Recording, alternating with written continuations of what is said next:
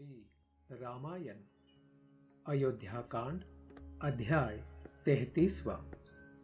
सीता और लक्ष्मण सहित श्री राम का दुखी नगरवासियों के मुख से तरह तरह की बातें सुनते हुए पिता के दर्शन के लिए कैकेयी के महल में जाना। विदेह कुमारी सीता के साथ श्री राम और लक्ष्मण ब्राह्मणों को बहुत सा धन दान करके वन जाने के लिए उद्यत हो पिता का दर्शन करने के लिए गए। उनके साथ दो सेवक श्री राम और लक्ष्मण के वे धनुष आदि आयुध लेकर चले, जिन्हें फूल की मालाओं से सजाया गया था और सीता जी के पूजा के लिए चढ़ाए हुए चंदन आदि से अलंकृत किया गया था।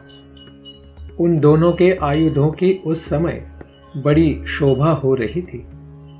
उस अवसर पर धनी लोग प्रसादों, राजभवनों तथा विमानों की ऊपरी छतों पर चढ़कर उदासीन भाव से उन तीनों की ओर देखने लगे। उस समय सड़कें मनुष्यों की भीड़ से भरी थी, इसलिए उन पर सुगमता पूर्वक चलना कठिन हो गया था। अतः अधिकांश मनुष्य प्रासादों पर चढ़कर वहीं से दुखी होकर श्री रामचंद्र जी की ओर देख रहे थे। श्री राम को अपने छोटे भाई लक्ष्मण और पत्नी सीता के साथ पैदल जाते देख बहुत से मनुष्यों का हृदय शोक से व्याकुल हो उठा।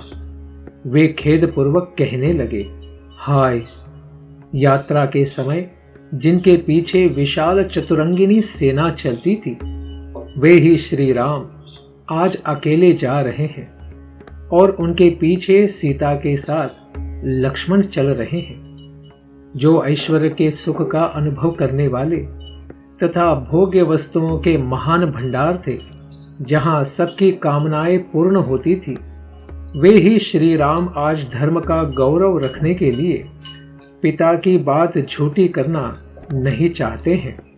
ओह, पहले जिसे आकाश में विचरने वाले प्राणी भी नहीं देख पाते थे, उसी सीता को इस समय सड़कों पर खड़े हुए लोग देख रहे हैं। सीता अंगराग सेवन के योग्य है, लाल चंदन का सेवन करने वाली है।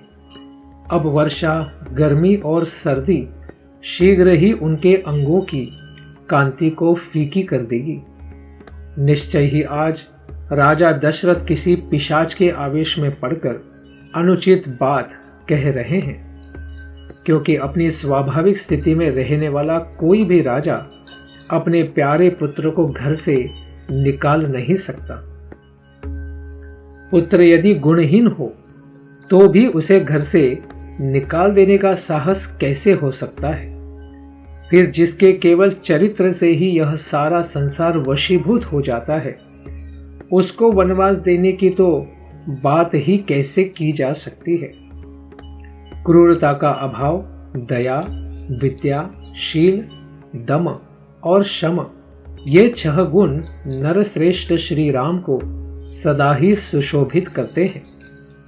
अतः इनके ऊपर आघात करने, इनके राज्याभिषेक में विघ्न डालने से प्रजा को उसी तरह महान क्लेश पहुंचा है, जैसे गर्मी में जलाशय का पानी सूख जाने से उसके भीतर रहने वाले जीव तड़पने लगते हैं। इन जगदीश्वर श्री राम की व्यथा से संपूर्ण जगत व्यथित हो उठा है।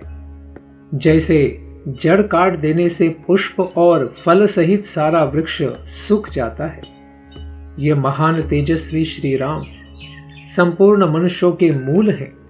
धर्म ही इनका बल है।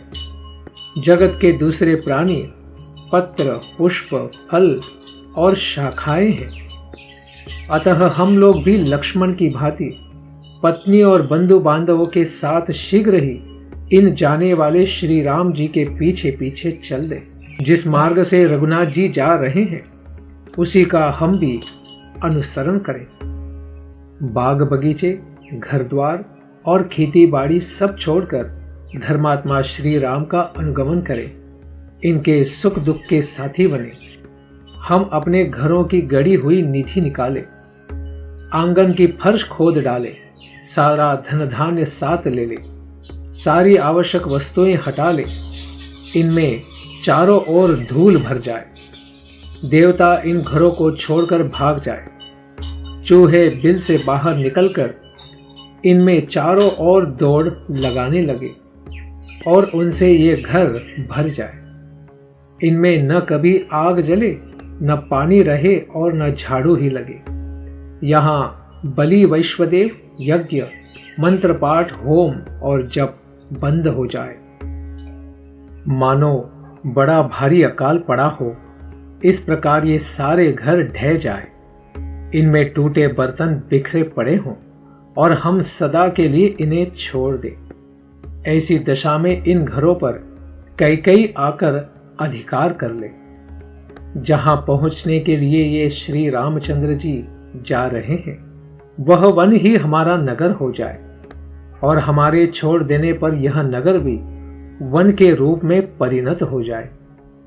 वन में हम लोगों के भय से सांप अपने बिल छोड़कर भाग जाएं। पर्वत पर रहने वाले मृग और पक्षी उसके शिखरों को छोड़ दे तथा हाथी और सिंह भी उन वनों को त्याग कर दूर चले जाएं।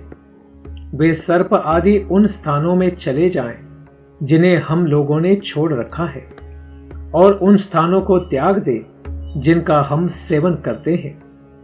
यह देश घास चरने वाले पशुओं, मांसभक्षी हिंसक जंतुओं और फल खाने वाले पक्षियों का निवास स्थान बन जाए। यहां सर्प, पशु और पक्षी रहने लगे। उस दशा में पुत्र और बंधु बांधवों सहित कैकेयी इसे अपने अधिकार में कर ले। हम सब लोग वन में रघुनाथ जी के साथ बड़े आनंद से रहेंगे। इस प्रकार श्री रामचंद्र जी ने बहुत से मनुष्यों के मुंह से निकली हुई तरह तरह की बातें सुनी, किंतु सुनकर भी उनके मन में कोई विकार नहीं हुआ। मत वाले गजराज के समान पराक्रमी धर्मात्मा श्री राम पुनः माता कैकेयी के कैलाश शिखर के सदृश शुभ्र भवन में गए। विनयशील वीर पुरुषों से युक्त उस राजभवन में प्रवेश करके उन्होंने देखा सुमंत्र पास ही दुखी होकर खड़े हैं। पूर्वजों की निवास भूमि अवध के मनुष्य वहां शोक से आतुर होकर खड़े थे। उन्हें देखकर भी श्री राम स्वयं शोक से पीड़ित नहीं हुए। उनके शरीर पर व्यथा का कोई चिन्ह प्रकट नहीं हुआ। वे पिता की आज्ञा का विधिपूर्वक पालन करने की इच्छा से उनका दर्शन करने के लिए हंसते हुए से आगे बढ़े। शोकाकुल रूप से पड़े हुए राजा के पास जाने वाले महात्मा महामना इक्ष्वाकु कुलनंदन श्री राम वहां पहुंचने से पहले सुमंत्र को देखकर पिता के पास अपने आगमन की सूचना भेजने के लिए उस समय वही ठहर गए। पिता के आदेश से वन में प्रवेश करने का बुद्धिपूर्वक निश्चय करके आए हुए धर्मवत्सल श्री रामचंद्र जी सुमंत्र की ओर देखकर बोले, आप महाराज को मेरे आगमन की सूचना दे दें। इस प्रकार श्री वाल्मीकि जी निर्मित आर्ष रामायण आदि काव्य के अयोध्या कांड में 33वां सर्ग पूरा हुआ।